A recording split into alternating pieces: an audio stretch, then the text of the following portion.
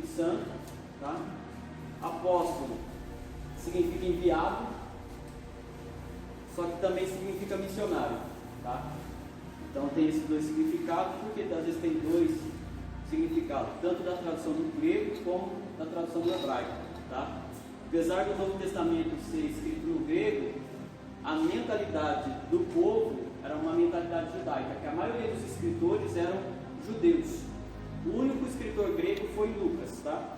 Então, Atos dos Apóstolos e Lucas foi escrito para Teófilo, foi uma carta endereçada a Teófilo, que era um oficial romano.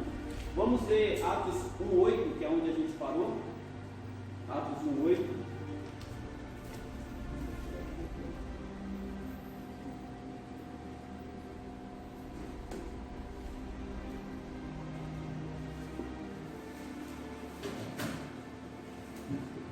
Atos 1:8 diz assim, ó.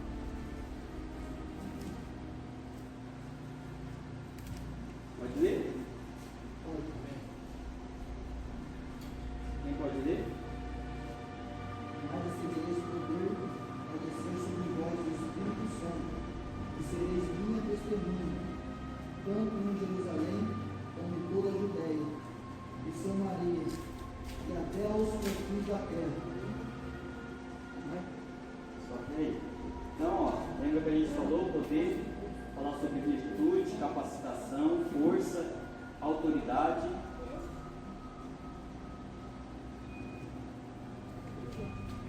Então, poder fala de virtude, fala de capacidade, fala de autoridade.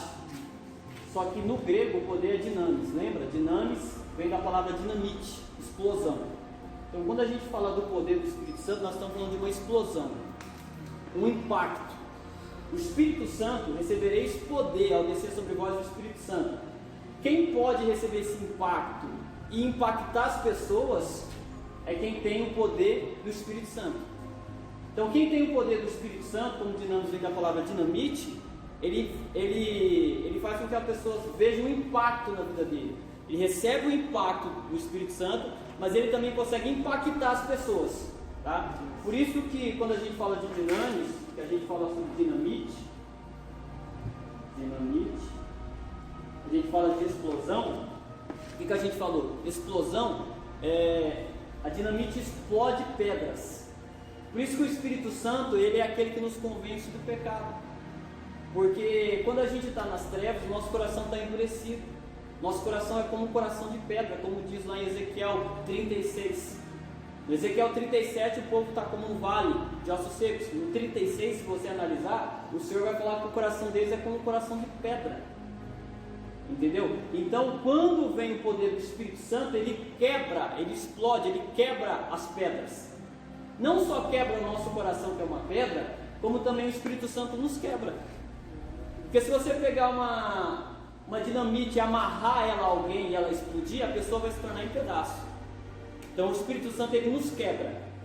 Aquilo que a gente acha ser, quando a gente recebe o Espírito Santo, a gente não é mais. Porque ele quebra a gente, ele esmiuça a gente. Ele faz a gente ficar ali no pó. Então o Espírito Santo faz a gente reconhecer que nós não somos nada e que Ele é tudo em nós. Amém? Então é importante vocês aprenderem sobre o impacto da explosão do Espírito Santo. Tanto que o Espírito Santo, ele vem nos impactando com o poder de Deus. E a gente, quando tem o Espírito Santo, a gente passa a impactar as pessoas através do nosso testemunho, através da nossa vida com Deus. É interessante saber desse poder. Por quê? Porque quando a gente olha lá no livro de Zacarias, capítulo 4, versículo 6, o que é que a palavra do Senhor nos fala?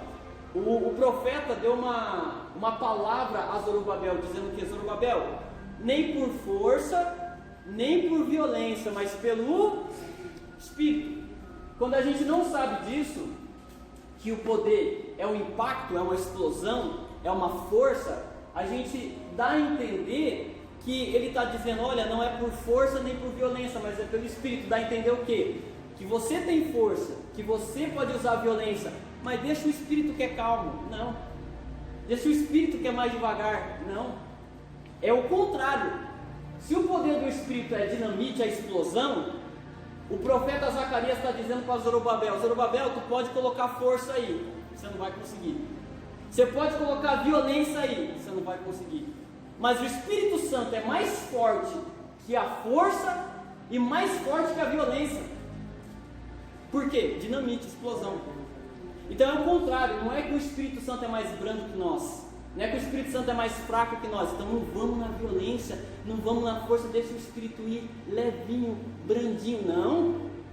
É Ele dizendo, você pode fazer força à vontade, você não vai ganhar a sua casa, você não vai ganhar a sua guerra, você não vai ganhar a vitória, você pode usar a violência que você quiser, você não vai conseguir ninguém, mas existe algo mais forte que você, mais forte que a sua força, mais forte que a violência. É o que? O Espírito Santo, a explosão do Espírito Santo, o impacto do Espírito Santo. Como pode falar? O impacto do Espírito Santo. Então existem coisas na nossa vida que você vai fazer força, não vai conseguir. Você vai usar violência, não vai conseguir. Então você usa quem? O poder do Espírito Santo. Tá? Não que ele é mais fraco que nós, pelo contrário, ele é mais forte. Pega 100 homens fortes, fala para ele assim, ó, destrói isso aqui. Os 100 homens vão destruir. Pega 100 homens violentos, fala, ó, usa toda a violência, destrói isso aqui, eles vão destruir. Agora pega 100 dinamite. O que destrói mais? Os 100 homens fortes, os 100 homens violentos ou a 100 dinamite? A 100 dinamite vai causar mais impacto, vai fazer mais estrago. Então, é por isso que o profeta fala para Zorobabel, Zorobabel, deixa com o Espírito Santo, que ele é mais forte do que nós. Entendeu? Ele é mais forte do que nós. A tua força vai acabar. A violência não vai resolver nada, porque a violência gera violência. Mas o Espírito Santo, ele sabe como trabalhar. Ele sabe aonde explodir, ele sabe aonde ferir, ele sabe aonde machucar. É por isso que Deus, ele fere, mas a Bíblia fala que ele ata a ferida, ele também cura. A gente, quando a gente vai ferir, nós não sabe usar as palavras. Fere em um lugar que não é para ferir. O Espírito Santo não, ele sabe onde ferir. Ele sabe onde tocar, ele sabe onde apertar o calo. Amém? Então vamos lá. Leu o 8, vamos ler o 9. Não, ainda no 8, rapidinho, lê lá em Lucas, só para finalizar aqui, nós já começamos no 9. Lucas capítulo 49, não, Lucas capítulo 24, versículo 49. Só para casar com essa palavra, recebereis poder ao descer sobre vós o Espírito Santo. Lucas 24, 49. Pode ler. E eis que envio sobre vós a promessa do meu Pai, mas ficai na cidade de Jerusalém, até que do alto sejais revestido de poder. Vamos lá.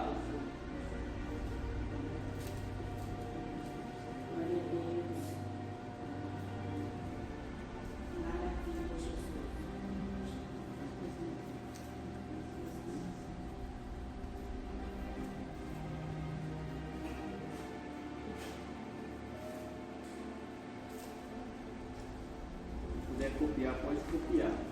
Copiar, pode gravar.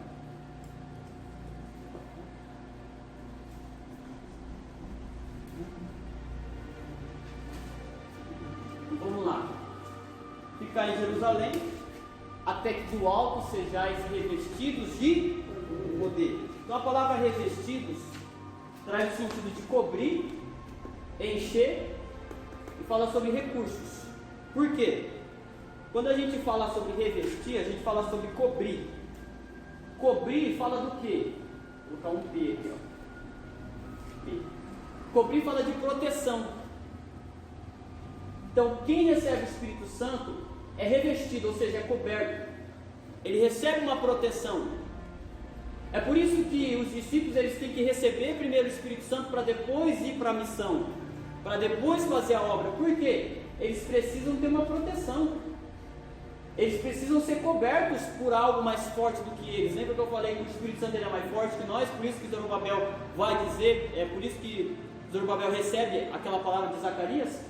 Deixa para o Espírito Santo que ele é forte. Então a gente precisa dessa proteção.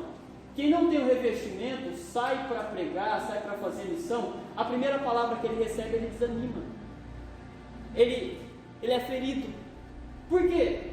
Não tem a proteção do Espírito Santo.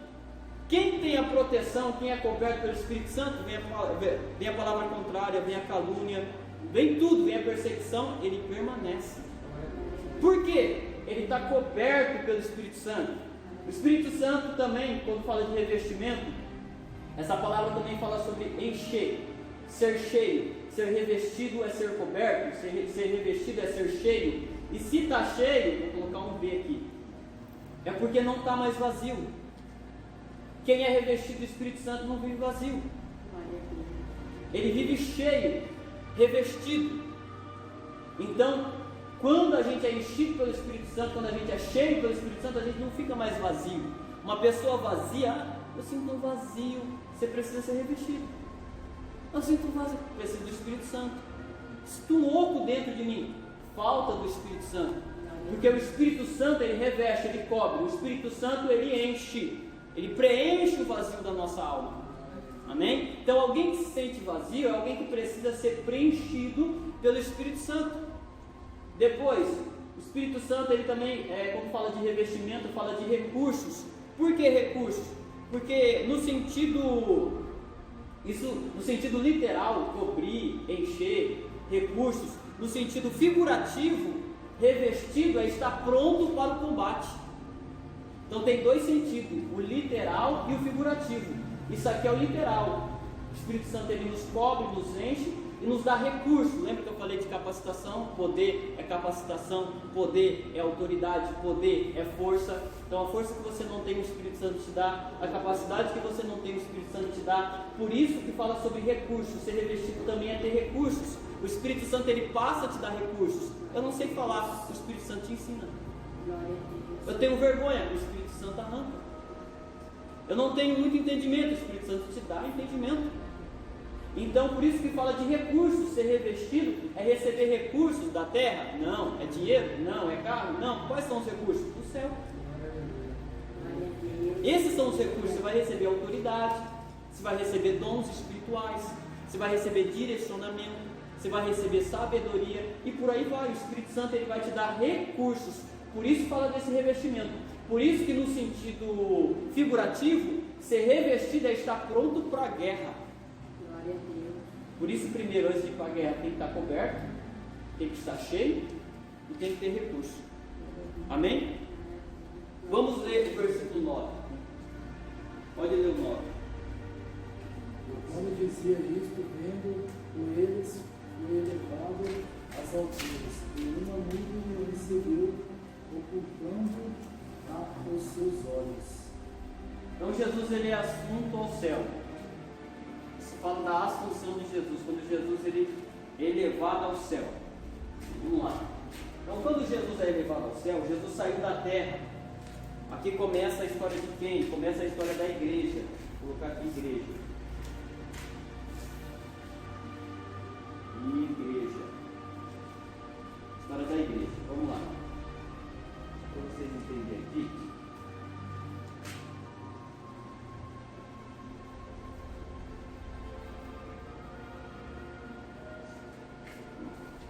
Aqui começa a história da igreja. Por quê?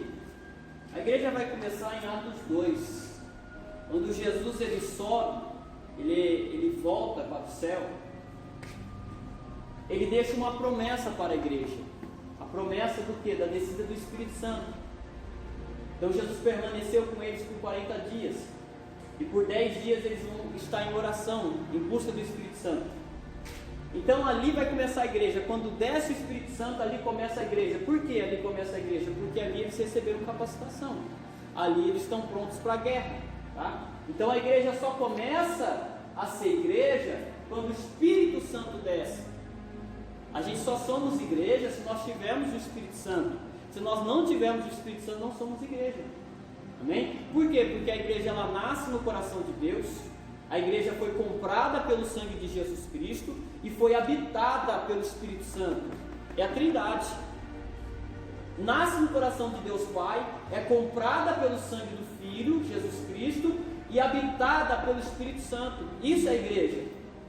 Então, a igreja só é a igreja quando desce o Espírito Santo, porque o Espírito Santo é que vai capacitar a igreja, tá? Quando a gente falamos desse termo eclésia no grego, igreja significa chamados para fora, isso é eclésia, chamados para fora. Por que chamados para fora? Chamados para fora do mundo, para viver uma vida com Deus e para pertencer a Deus, tá? Então esse é o termo grego, significa chamados para fora.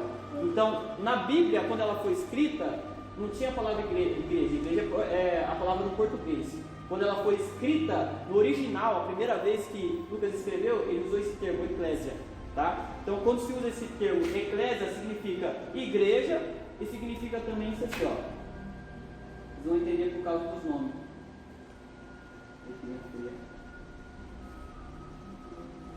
Significa esses dois, eclésia. Quando Lucas escreve eclésia, ele está dizendo igreja ou assembleia.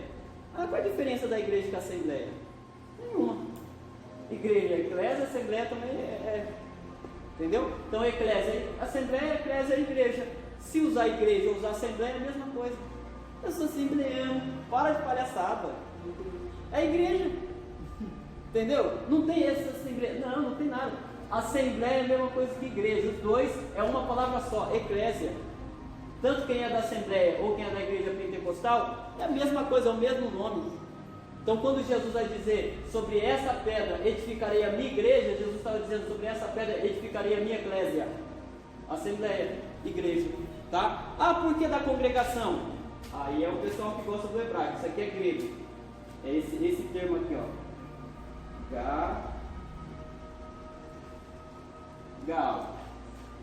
Gal. O que é gal? Congregação.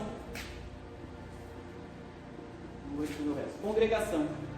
Então, só mudou do grego para o hebraico, mas é a mesma coisa. Igreja, assembleia, congregação, eclésia. Tudo a mesma coisa. A gente não precisa ficar fazendo essas divisões de denominações. Tudo bobeira. Ah, porque eu sou da congregação. Ah, porque eu sou... Não. Aí, o que mudou? O nome não muda. O que mudou foram os costumes que as pessoas colocaram dentro das igrejas. Isso que causou, entendeu? Essas divisões. Por quê? Porque um pegou o nome do Gaal lá, eu vou ser a congregação. E aí começou a ensinar o que ele queria ensinar. O outro queria ser assembleia, o outro igreja adventista, o outro igreja pentecostal, o outro igreja neopentecostal, o outro não sei o que, e por aí vai. Tudo é a mesma coisa, a gente tem que ser igreja. E o que é igreja? A igreja é aquela que tem o Espírito Santo. Não tem o Espírito Santo? Não é igreja, não é assembleia, não é congregação. Não está causando impacto na vida das pessoas? Não é igreja. Porque a igreja tem explosão do Espírito Santo, tem que causar impacto. Não está causando impacto, não está causando quebrantamento nas pessoas, não está sendo bomba na mão de Jesus para quebrar os corações, não está sendo igreja. Não é congregação, não é assembleia, não é igreja, não é nada. Amém? Só está de fachada. Então vamos lá. Então o 9, Jesus foi assunto ao céu, ele foi levado ao céu. Lê o 10 para nós.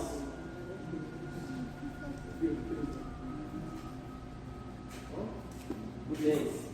Estando com os olhos fitos no céu, enquanto ele subia, eis que junto deles se puseram 2 varões vestidos de branco. Então você viu que Jesus ele vai ser levado ao céu, todos estão com os olhos fixados no alto, né? E aí desce o que? Desce 2 varões, ou seja, 2 anjos em forma de homens, tá? Em forma de ser humano. Desce ali 2 varões galileus e começa a falar para eles, né? Esse Jesus que dentre vós foi elevado ao céu, do mesmo modo que ele subiu, ele descerá. O que ele está dizendo aqui? Está falando a respeito da segunda vinda de Cristo, tá? A primeira é o arrebatamento. Jesus não vai aparecer, não vai ser visível, tá? Ele vai simplesmente retirar a igreja, vai ser um piscar de olhos, a Bíblia fala, né? Ele vai vir como ladrão, chegou. A segunda, ele vai vir para estabelecer o reino na terra. Então, aqui onde eles estão reunidos aqui, é o Monte das Oliveiras. Então Jesus subiu ali no Monte das Oliveiras. E Jesus vai voltar ali naquele mesmo lugar. Então aqui ele sabe o endereço onde Jesus vai aparecer, tá? Então Jesus ele vai voltar aqui no mesmo lugar. Da mesma forma que ele subiu, ele vai descer. O que é que os anjos estão dizendo? Do mesmo modo que viram ele subir, vão ver ele descer. Então na segunda vinda, Apocalipse, se eu não me engano, 7:3, a palavra do Senhor fala que todo olho o verá, tá? Então da mesma forma que ele subiu, ele vai descer. E quando ele descer, aquele subiu tranquilinho. Tchau, né? Na hora que ele voltar, a Bíblia diz que quando ele colocar o pé sobre o Monte das Oliveiras, o monte vai se rachar, vai se fender, vai se abrir, né? Olha para você ver tão glorioso vai ser a segunda vinda de Cristo, tá? Aí Cristo já vai vir com a igreja para estabelecer ali o seu reino na terra e por aí vai. Nessa segunda vinda aqui, que os anjos estão anunciando, a igreja já vai estar com Cristo, tá? A igreja vai ter subido já. Então, só o pessoal que estiver aí, que passou aí pela tribulação, que vai contemplar